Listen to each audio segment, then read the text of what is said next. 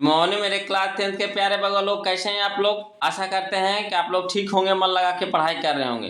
तो बगल लोग हम लोग देख रहे हैं मैट्रिक फाइनल परीक्षा 2025 के महत्वपूर्ण सब्जेक्टिव क्वेश्चन का सीरीज हम लोग देख रहे हैं बगल लोग। ये हमारा पार्ट 2 वीडियो होगा बगल लोग, है ना। ये हमारा क्लास 10th का वीडियो है ना। विषय रहेगा हमारा आपदा प्रबंधन, है ना। आपदा प्रबंधन सब्जेक्ट का नाम है क्या, आपदा प्रबंधन। इसी का हम लोग सब्जेक्टिव क्वेश्चन लेकर के आए हैं बगलो। ये हमारा गेस क्वेश्चन है ना, गेस क्वेश्चन है बगलो। हमारी यही कोशिश है कि आपको 100% क्वेश्चन इसी से आएगा, है ना। हमारी यही कोशिश है ना। इधर उधर आपको भटकने की जरूरत नहीं है बगलो, है ना। आपको सारा क्वेश्चन इसी से मिलेगा। इसमें सारा चुनिंदा क्वेश्चन है, जो अब तक जितना क्वेश्चन पूछा है ना, सारा क्वेश्चन का सेट हम आपके लिए ला दिए हैं, है ना। सीरीज बाय सीरीज कर दिए है आपको। चलिए बोलो, आपदा प्रबंधन को रटना नहीं है बोलो, इसको समझना है, समझ करके इसको अपनी भाषा में उतार लेना है। तो चलिए क्वेश्चन नंबर हम शुरू करते हैं बोलो, है ना। तक पार्ट 1 वीडियो हो चुका है, आपको प्लेलिस्ट में मिल जाएगा। ये हमारा पार्ट 2 वीडियो होगा बोलो। तो देखिए क्वेश्चन नंबर 11 क्या कहता है ना। 1 से 10 तक हो गया है, आज हम लोग 11 से चलेंगे, है ना। प्लेलिस्ट में जाइएगा, वहां पे आपको मिल जाएगा। देखिए कहता है बाढ़ नियंत्रण का उपाय को लिखे, है ना। क्वेश्चन में 11 कहता है कि बाढ़ नियंत्रण का उपाय को लिखे। तो देखिए इसका उत्तर में कैसे लिखिएगा। लिखिएगा बाढ़ नियंत्रण के प्रमुख उपाय निम्नलिखित है। बाढ़ नियंत्रण के प्रमुख उपाय निम्नलिखित है। पहला लिखिएगा सरकार के द्वारा विभिन्न नदियों को आसपास से जोड़ना। सरकार के द्वारा विभिन्न नदियों को आपस में जोड़ना, मतलब जितना भी नदी है सबको क्या कीजिए, आपस में जोड़ दीजिए, है ना। ये सरकार का होना चाहिए। दूसरा है नदियों के किनारों में पेड़ पौधों लगाना, है ना। जो भी नदी है तो नदी के किनारे में पेड़ पौधा लगाइए। इससे क्या हो जाएगा कि बाढ़, है ना, आएगा नहीं, और मिट्टी का अपरदन भी नहीं होगा, मिट्टी कटेगा भी नहीं होगा। तीसरा में लिखिएगा नदी के तटबंध को मरम्मत करना। जहाँ जहाँ नदी के जो बांध है ना, टूटा फूटा है, तो उसको मरम्मत करवाना। चौथा है कि बांधों को है ना, बांधों को समय समय पर जांच करना। जो भी बांध बनाया जाता है, डैम वगैरह बनाया जाता है, तो उसको समय समय पर क्या हो कि जांच करवाना चाहिए, है ना। जांच होता रहेगा तो पता चल जाएगा ना कि कहाँ टूट रहा, कहाँ फूट रहा, उसको मरम्मत हो जाएगा। इससे बाढ़ पे हम लोग क्या कर सकते हैं, नियंत्रण कर सकते हैं, है ना। तो आशा करते हैं कि आपको ये क्वेश्चन समझ में आ गया होगा बोलो। अब चलिए क्वेश्चन नंबर हम लोग 11 देखते हैं। 11 तो देखिए लिए, अब 12 देखते हैं बगलो। अब वीडियो अच्छा लग रहा है तो प्लीज वीडियो को लाइक कर दीजिए, शेयर कर दीजिए। और जो अभी तक चैनल को सब्सक्राइब नहीं किए बगलो, है ना, तो कंजूसी मत कीजिए, चैनल को सब्सक्राइब कर लीजिए, है ना। चलिए क्वेश्चन नंबर हम लोग 12 देखते हैं, ध्यान से देखिएगा बोलो। कहता है बाढ़ के प्रभाव से बचने के लिए क्या क्या उपाय किए जा सकते हैं। बहुत ही इंपॉर्टेंट क्वेश्चन है बाबा लोग। कहता है बाढ़ के प्रभाव से बचने के लिए क्या क्या उपाय किए जा सकते हैं। तो इसका उत्तर में देखिएगा किस तरह से लिखिएगा। लिखिएगा कि बाढ़ के प्रभाव से बचने के लिए निम्न उपाय किए जा सकते हैं। जैसे में पहला पॉइंट में लिखिएगा कि नदियों के किनारे, है ना, मजबूत तटबंध बनाना। नदियों के किनारे मजबूत तटबंध बनाना, है ना। मतलब जो वहाँ के जो नदी के किनारे जो बांध है ना, तट है, उसको मजबूत बनाना, टूटे ना। दूसरा है बांध का निर्माण करवाना। बांध के भी निर्माण करवाइए जहाँ तहाँ, है ना। पानी घुस जाता है तो वहाँ वहाँ क्या कीजिए, पानी रोकने के लिए बांध बनवाइए। तीसरा है वृक्षारोपण करना, है ना। जितना ज़्यादा से ज़्यादा हो पेड़ लगाइए। पेड़ लगेगा मिट्टी कटेगा नहीं, मिट्टी कटेगा नहीं तो, है ना, बांध टूटेगा नहीं। अब बांध टूटेगा नहीं तो बाढ़ आएगा नहीं। क्लियर है। क्वेश्चन नंबर 4 कहते हैं, पॉइंट 4 देखिएगा, है ना। सूचना तंत्र को सुदृढ़ करना, है ना। सूचना तंत्र को सुदृढ़ करना। देख सकते हैं न्यूज में वगैरह में बताया जाता है कितना इतना तारीख से बड़ा वर्षा की संभावना है, इतना तारीख से वर्षा आंधा आने की संभावना है। तो उस पर भी हम लोग को क्या करना है ना, कि ध्यान देना है।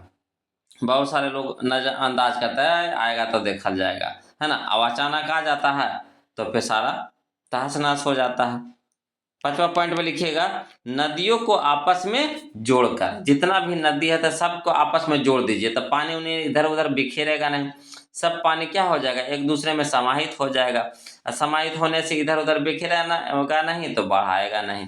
क्लियर है। तो इस तरह से हम लोग बाढ़ को, है ना, प्रभावित होने से रोक सकते हैं, बाढ़ के प्रभाव से बच सकते हैं, है ना। तो चलिए क्वेश्चन नंबर हम लोग 12 देख लिए बगल, हम लोग 13 देखिए। देखिए क्वेश्चन नंबर 13 कहता है कि बिहार में बाढ़ की स्थिति का वर्णन करें। बिहार में बाढ़ की स्थिति का वर्णन करें। इसका उत्तर में लिखिएगा कि बिहार एक ऐसा राज्य है जो लगभग प्रत्येक वर्ष बाढ़ की स्थिति को झेल रहा है कि नहीं बगल लोग। हम लोग तो बिहार में रह रहे हैं, जो बच्चे बिहार में रह रहे हैं तो उनको तो हर साल का पता होगा कि बिहार में क्या होता है हर एक साल वर्षा ऋतु में, है ना। हर एक साल बाढ़ आना ही आना है ना। बिहार के आधे से अधिक जिले में बाढ़ का प्रकोप देखा जाता है कि नहीं। बाढ़ से काफी नुकसान होता है ना। वर्षा ऋतु के समय लगभग 2 से 3 महीने बिहार के किसानों और आम लोगों को बाढ़ का प्रकोप झेलना पड़ता है। तो इस तरह से हम लोग लिख सकते हैं कि बिहार में बाढ़ की स्थिति का वर्णन इस तरह से लिख सकते हैं। और भी आप अपना तरीका से लिख सकते हैं, इसमें लगा भजा के जिस तरह से देखिए क्वेश्चन पूछे। अगर लघु पूछे तो लघु के हिसाब से आप लिख दीजिएगा, अगर दीर्घ में दे दे तो इसको दीर्घ में बढ़ा चढ़ा के लिख सकते हैं, है ना। चलिए क्वेश्चन नंबर हम लोग अब 14 देखते हैं बगल। देखिए क्वेश्चन नंबर 14 कहता है कि बाढ़ की स्थिति में अपनाए जाने वाले आकस्मिक प्रबंध का संक्षेप में वर्णन करें। बाढ़ की स्थिति में अपनाए जाने वाले आकस्मिक प्रबंध का संक्षेप में वर्णन करें। तो इसका उत्तर में हम लोग कैसे लिख सकते हैं, लिखेंगे बाढ़ की स्थिति में पहला काम बाढ़ को रोकना नहीं, है ना, बाढ़ को रोकना नहीं बल्कि बाढ़ से लोगों को बचाना है। समझिएगा, कहता है बाढ़ की स्थिति में पहला काम बाढ़ को रोकना नहीं, यानी कि बाढ़ को रोकने में लग जाइए नहीं, बल्कि बाढ़ से लोगों को बचाना है। पहले हम उसको बचा लेंगे वहाँ के लोगों को, उसके बाद हम बाढ़ के लिए उपाय करेंगे कि इसको कैसे रोकना है, यानी कि पहले बाढ़ को रोके लगेंगे, है ना। जैसे नहीं कहता है कि आग लगे तो कुआं नहीं खोदना, पहले आग को बुताना उसके बाद कुआं खोदना है, कि इसके लिए अगर अगला बार आग लगे तो हम लोग पहले से तैयार रहे, है ना। वही होगा, लोगों को सुरक्षित स्थानों पर ले जाना ही आकस्मिक प्रबंधन का एक अंग है। और लोग वहां से बचा करके लोगों को क्या करना है, सुरक्षित स्थानों पर ले जाना है। क्लियर है। सुरक्षित स्थानों पर ले जाने के बाद भोजन, पेयजल, महामारी से बचने के लिए दवाइयाँ आदि की का पूर्ति कराना, ये सब व्यवस्था तब करना है बोलो। जिससे बाढ़ से लोग प्रभावित हो जाएंगे, तब भोजन कहाँ से मिलेगा, पेयजल कहाँ से मिलेगा, महामारी से बचना है तो उसके लिए दवाई भी तो चाहिए, है ना। कि पानी जितना जमेगा उतना बीमारी फैलेगा। समझते हैं कि नहीं बात को, जितना पानी फैलेगा, जितना पानी जमा होगा उतना बीमारी फैलेगा, तो उससे बचने के लिए भी हमें दवाइयाँ चाहिए, तो ये सब व्यवस्था कराना, है ना। तो यही है हमारा, है ना, क्वेश्चन नंबर 4 का आंसर 14 का आंसर आप इस तरह से लिख सकते हैं। चलिए बोलो क्वेश्चन नंबर हम लोग अब 15 देखते हैं, 15, है ना। कहता है सुखाड़ किसे कहते हैं। सुखाड़ किसे कहते हैं ना, ये सब इंपॉर्टेंट क्वेश्चन बोलो, दिमाग में बैठा लीजिए, एक भी क्वेश्चन आपको परीक्षा में इससे बाहर नहीं आएगा, है ना। तो चलिए क्वेश्चन नंबर हम लोग 15 का आंसर देख रहे हैं। कहता है सुखाड़ किसे कहते हैं, इसको इस तरह से लिख सकते हैं, इसका उत्तर लिखेंगे यह एक प्रकार की प्राकृतिक आपदा है। सुखाड़ क्या है, एक प्रकार की प्राकृतिक आपदा है। जब वर्षा की मात्रा में से 25% भी अधिक कमी हो जाती है, 25% से भी अधिक कमी हो जाती है तो सुखाड़ की स्थिति उत्पन्न होती है। माने वर्षा की मात्रा किससे 25% से भी कम, है ना, अधिक कम हो जाती है तो सुखाड़ आ जाता है, सुखाड़ की स्थिति उत्पन्न हो जाती है, इसी को हम लोग सुखाड़ कहते हैं भगवान। चलिए क्वेश्चन नंबर हम लोग 16 देखते हैं। कहता है 16 कि सुखाड़ का हमारे जीवन में क्या प्रभाव पड़ता है।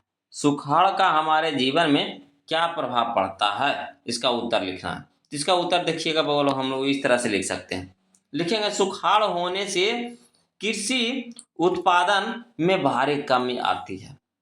सही बात है, जब पानी नहीं होगा, पानी नहीं रहेगा तो कृषि कहाँ से होगा? कितना लोग मोटर पीटर बोरिंग चलाएंगे? अरे जिनके पास पैसा है, साधन है, तो अपना करवा लेंगे। जो गरीब आदमी है वो कहाँ से करेगा? बात समझ रहे हैं बात को? तो वही कहता है कि सुखाड़ होने से कृषि उत्पादन में भारी कमी आती है, पशुओं के चारे की कमी हो जाती है, इसके कारण पेयजल की भारी मात्रा में कमी हो जाती है। अब देखिए ये सब दिक्कतें आती है ना। सुखाड़ का हमारे जीवन में क्या प्रभाव पड़ता है? तो इस तरह से प्रभाव पड़ता है बगलों। सबसे पहले तो आपको कृषि में उत्पादन में कमी आ जाएगा, दूसरा पशुओं के चारे में कमी आ जाएगा, और तीसरा पेयजल में भी कमी आ जाएगा। जो हम लोग पानी पीते हैं उसमें भी क्या हो जाएगा? कमी हो जाएगा। देखते हैं सुखाड़ आ जाता है तो कितना चापाकल बोरिंग सब क्या हो जाता है? जवाब दे देता है, धुआं दे देता है। क्या पानी हमारे पास नहीं है? हम आपसे हाथ जोड़ के विनती करते हैं, कहीं और जाइए मालिक, हम आपको पानी नहीं पिला सकते। देखते हैं कितना चापाकल गांव में, शहर में सब धोखा दे देता है। ये स्थिति हो जाता है ना, सुखाड़ होने से। चलिए क्वेश्चन नंबर हम लोग 17 देखेंगे, है ना। क्वेश्चन नंबर 17 देखिए क्या कहता है। कहता है सुखाड़ में मिट्टी की नमी को बनाए रखने के लिए आप क्या करेंगे? बहुत इंपॉर्टेंट क्वेश्चन है बगा लोग, शानदार क्वेश्चन है ना। देखिए क्या किस तरह से क्वेश्चन पूछ रहा। कहता है सुखाड़ में मिट्टी की नमी को बनाए रखने के लिए आप क्या करेंगे? तो इसका जवाब देना है आपको। तो इसका जवाब आप इस तरह से लिखेंगे, है ना। लिखिएगा सुखाड़ के समय जल के अभाव से मिट्टी की नमी समाप्त हो जाती है। जब जल ही नहीं रहेगा तो मिट्टी की नमी तो समाप्त होगा ही होगा, है ना। तो देखिए लिखेंगे इसके लिए जल विभाजक के विकास की योजना बहुत सहायक होती है। जल विभाजक क्षेत्र ऐसे भौगोलिक क्षेत्र होते हैं जहां पानी एक समान बिंदु के लिए भूमि पर, है ना, घास का आवरण रहने देना चाहिए। नदियों के जल ग्रहण क्षेत्र में वृक्षारोपण का विकास किया जाए, है ना। इस तरह से हम लोग क्या कर सकते हैं कि मिट्टी, है ना, सुखाड़ में भी मिट्टी के नमी को बनाए रख सकते हैं। माने घास जहाँ तक हो वहाँ पे उखाड़िए नहीं, और जहाँ जितना संभव हो सके वृक्ष को लगाना है ना। वृक्ष को, पेड़ पौधों को लगाना है, तो उससे क्या होगा कि नमी को बनाए रखेगा। जितना देखिए बंजर जमीन एगो ले लीजिए, एगो आप ले लीजिए जहाँ पे, है ना, पेड़ पौधा हो, तो बंजर जमीन पे देखिएगा कि मिट्टी जल्दी सूख जाएगा। मगर जहाँ पेड़ पौधा है ना, तो वहाँ पे मिट्टी आपको देरी से सूखेगा मगर देरी से सूखेगा, तो नमी बनाए रखता है ना। तो इस तरह से हम लोग नमी को बनाए रख सकते हैं। चलिए क्वेश्चन नंबर हम लोग 18 देखते हैं बगलो। कहता है कि सूखे से बचने के लिए उपाय को बताएं। सूखे से बचने के लिए उपाय को बताएं। इसका उत्तर में लिखिएगा सूखे से बचने के लिए प्रमुख उपाय निम्नलिखित है। सूखे से बचने के लिए प्रमुख उपाय निम्नलिखित है। पहला उपाय में लिखेंगे क्या कि नदियों के साथ नाला को जोड़ना चाहिए, है ना। नदियों के साथ नाला को जोड़ना चाहिए, जिससे क्या होगा कि हमें नाला के द्वारा पानी मिलता रहेगा, नदी वाला पानी। दूसरा पॉइंट में लिखेंगे अधिक संख्या में पेड़ पौधे लगाना चाहिए, है ना। जितना हो सके ज़्यादा से ज़्यादा पेड़ पौधे लगाइए। तीसरा है कुआं तालाब को खोदना चाहिए, है ना। कुआं तालाब को खोदने से क्या होता है कि पानी वहाँ पे जमा होते रहेगा, है ना, तो पानी की दिक्कत नहीं होगा। चौथा है ना, पंप सेट का प्रयोग करना चाहिए, है ना। पंप सेट का प्रयोग करना चाहिए। क्लियर है। तो इस तरह से हम लोग सूखे से बचने के उपाय कर सकते हैं। चलिए क्वेश्चन नंबर हम लोग, है ना, 19 देखेंगे बगलो। देखिए क्वेश्चन नंबर 19 क्या कहता है। कहता है सुखाड़ के लिए जिम्मेदार कारकों का वर्णन करें। सुखाड़ के लिए जिम्मेदार कारकों का वर्णन करें। तो इसको इस तरह से लिखेंगे बगलो। लिखेंगे सुखाड़ के लिए निम्नलिखित कारक जिम्मेदार है। पहला पॉइंट में लिखेंगे लंबे समय तक वर्षा और इसका, है ना, सामयिक और स्थानीय वितरण का असंतुलित। दूसरा पॉइंट में लिखेंगे मिट्टी में आर्द्रता की कमी, है ना, इस स्तर तक हो जाएगी कि फसल मुरझा जाए। है ना। तीसरा है जलाशयों में जल का स्तर गिर जाना। ये सब कौन कह रहा है, सुखाड़ के लिए जिम्मेदार कारकों का वर्णन करें, तो उसका हम लोग उत्तर दे रहे हैं। चौथा पॉइंट में लिखेंगे है ना, परिस्थितिकी में जल की इतनी कमी हो जाए कि है ना उत्पादकता घट जाए। तो ये था लोग हमारा आज का है ना 19 का क्वेश्चन का आंसर हम लोग इस तरह से दिए। अब चलिए क्वेश्चन नंबर 20 देखिए। देखिए क्वेश्चन नंबर 20 कहता है कि भूकंप किससे कहते हैं। बहुत इंपॉर्टेंट क्वेश्चन है लोग, बार बार क्वेश्चन आता है 2 नंबर में, कहता है भूकंप किससे कहते हैं। इसका उत्तर में लिखिएगा कि यह एक प्राकृतिक आपदा है जब पृथ्वी की तली पर कंपन होती है जिसके कारण पृथ्वी कंपित हो जाती है, तो इस कंपन को भूकंप कहते हैं। फिर से समझिएगा, यह एक प्राकृतिक आपदा है जब पृथ्वी की तली पर कंपन होती है जिसके कारण पृथ्वी कंपित हो जाती है, तो इस कंपन को भूकंप कहा जाता है। इस तरह से आप इसका जवाब लिख सकते हैं लोग। तो लोग है ना, अगर वीडियो अच्छा लग रहा है, आपके लिए फायदेमंद है, तो प्लीज़ वीडियो को लाइक कर दीजिए, शेयर कर दीजिए, और जो अभी तक चैनल को सब्सक्राइब नहीं किए हैं लोग, तो प्लीज़ चैनल को सब्सक्राइब कर लीजिएगा। फिर हम लोग मिलते हैं अगले वीडियो में, तब तक के लिए जय हिंद।